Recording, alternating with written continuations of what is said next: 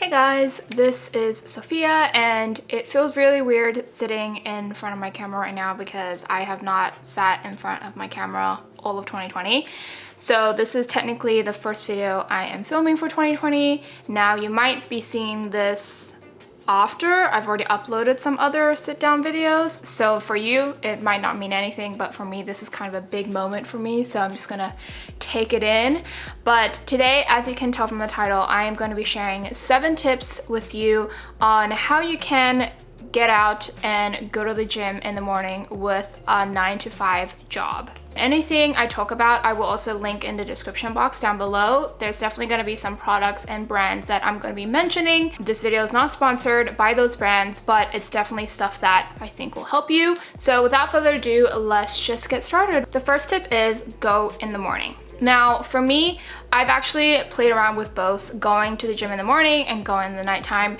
For me, going in the nighttime is just super unfeasible because after an 8-hour workday, I don't want to move. Even though I'm sitting down at a desk on my computer for 8 hours of the day, I'm already feeling drained from the work I would have done for those 8 hours. So at night, I just want to come home, eat dinner, again, still stare at my computer, but watching Netflix or watching a TV show or drawing on my iPad, whatever, and then go to sleep. I don't want to be working out, and I find that working out in the morning actually gives me that extra boost of energy that caffeine would give me. Not that I'm saying to cut caffeine. It does make my day longer because obviously you're waking up earlier, but it gives me that extra jolt of energy that I need in the morning, especially when I'm going to the gym on Monday mornings.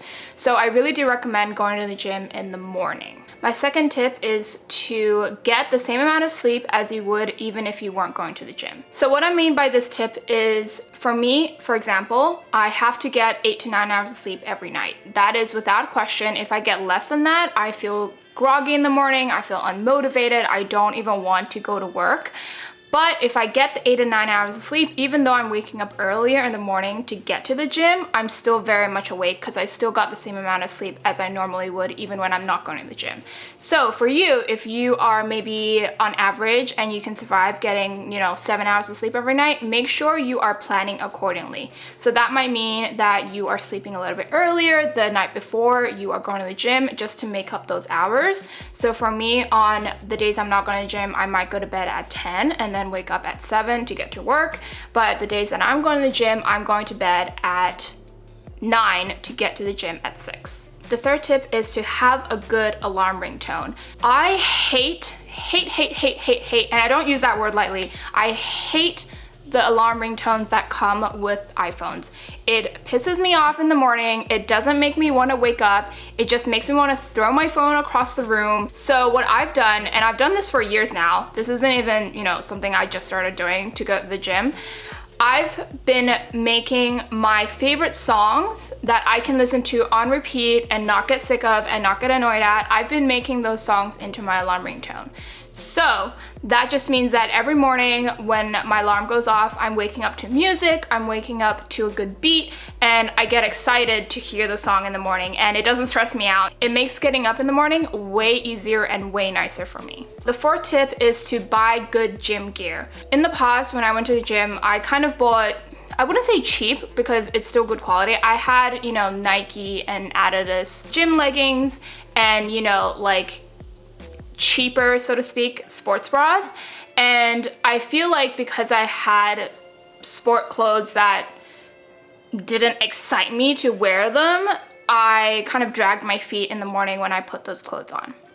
Now, the 2 brands I'm gonna highlight for you to check out is, one is I think really just a leggings brand, at least for me it is, Zella. They sell exclusively on Nordstrom. I don't even think they have their own website. They don't have their own Instagram. I've tried to find it, believe me. If you can find it, let me know in the comments down below. But I love their leggings, and I probably have too many. I think I have like 8 pairs. But to be fair, I have 4 of them are actually for the gym, and then the other 4 are for like every day going out in yoga pants. But for their brand, I recommend buying them during Nordstrom's anniversary sale or whenever they have a sale. Like they have annual sales at the end of the year, which I think is already over. But the Zella leggings are always on sale for the most part when Nordstrom has a sale. So I really recommend checking them out, and they're really good quality because on a normal price they're like 80 bucks, which is, or maybe like more like 60, 70, which is about the price of Lululemon's, but when they're marked down, they're like $35. So they're way more affordable. You can buy 2 pair for the same price as buying 1 pair.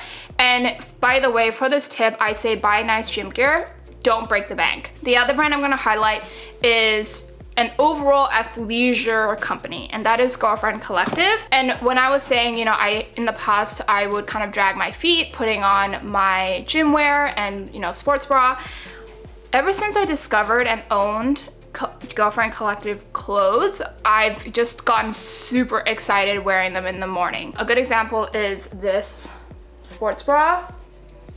I think it's called the Paloma. They're just so comfortable. I'm actually wearing like their other bra right now. I don't remember what this is called actually. I will leave it in the description box.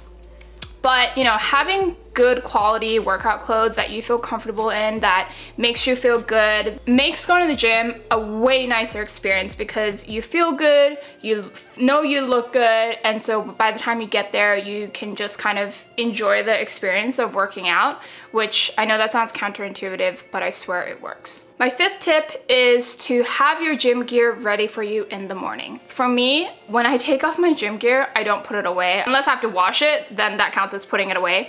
But for the most part, as soon as I take it off, I leave it like on my, you know, desk chair. I leave it on the couch. It's always visible to me. So as soon as I wake up, I don't even have to look for it. I go straight to the couch, straight to the chair, grab the gym clothes, and just kind of go on autopilot and put them on. By having the gear laid out, you don't really have to think about it. You don't have to think about, oh, like, what am I gonna wear this morning? What am I gonna wear to the gym? Like, those minds don't go off in your head. So it makes the process of putting on the clothes way easier when you already have it laid out. And honestly, gym clothes, they don't take up that much space, especially for women, actually more so for men even.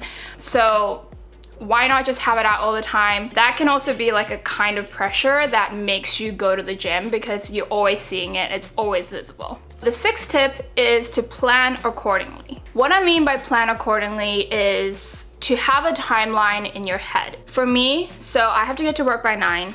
It takes me about, I'd say, an hour to get to work. So that means I have to leave the house by 8. And then it takes me about 45 to 50 minutes to get dressed, wear my clothes, whatever I have to do in the morning to get ready for work. It takes me about 45 to maybe an hour.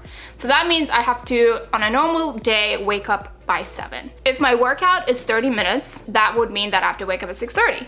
But I know for myself, it will take me about half an hour to 1, get to the gym, 2, wake up, 3, get changed, 4, be mentally prepared to go to the gym. So knowing all of that, that means I have to wake up at 6. In the past, I've told myself like, oh, I can wake up at, you know, 6:20 and like get ready real fast, wake up real fast, get to the gym in under 10 minutes and still get that half an hour. So by the time I come back from the gym, it's about 7 o'clock.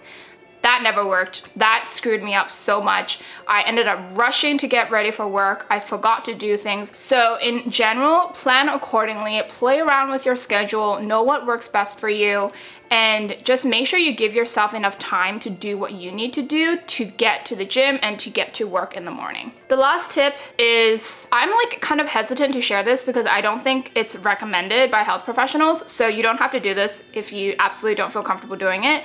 But for me, when I wake up at 6 o'clock in the morning, getting ready, blah, blah, blah, blah, I don't eat. A lot of health professionals say you should always eat at least something before you go to the gym because it gives you that energy.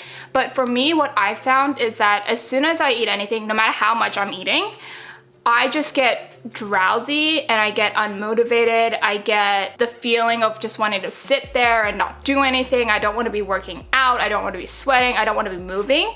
So I've kind of trained my body, and again, I'm not a health professional, so if you don't want to do this, don't do it.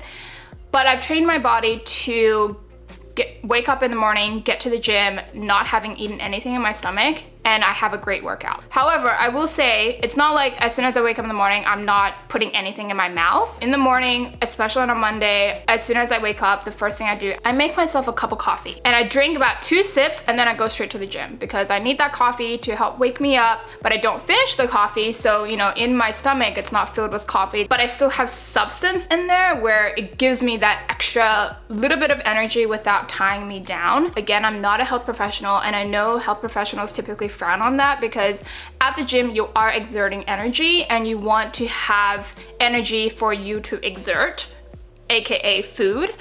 But for me, it just doesn't work. And I've noticed that when I eat something, even if it's like a piece of fruit, can't do it. Don't do it if you don't feel comfortable doing it. So those are my first 7 tips on how you can get to the gym with a full-time 9-to-5 job.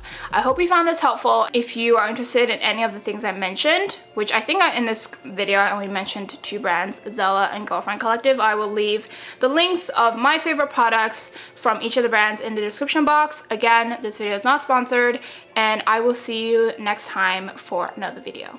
Bye!